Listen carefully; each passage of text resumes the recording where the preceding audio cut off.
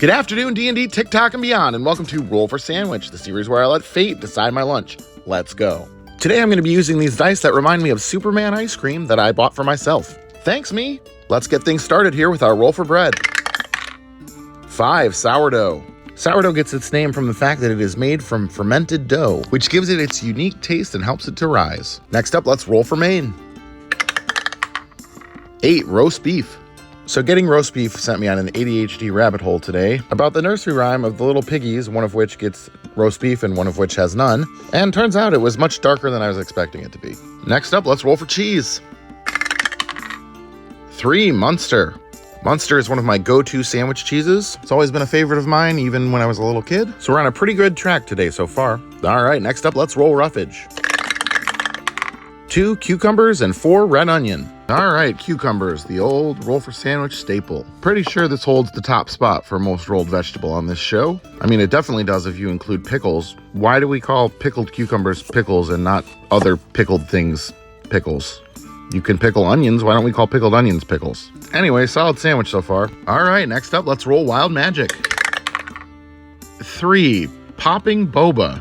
All right, let's get our strawberry pop on here. If you're unfamiliar, these are little balls of juice encased in seaweed extract, which is pretty flavorless. They're usually used as a drink additive for Korean iced fruit teas, as opposed to the tapioca pearls normally found in milk teas. I have already popped one. Don't know if they're all gonna make it to the tasting stage.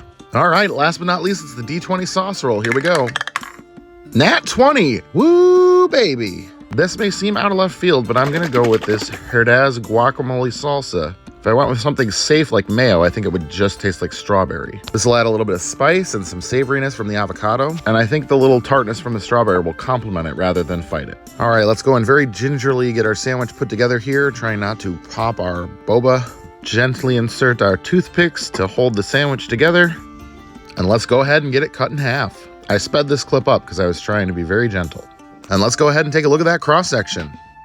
All right, this is a pretty typical roast beef if you don't count the popping boba. Maybe it will be an improvement. We'll find out. Let's give it a taste. Well, I can tell you one thing, it's wet.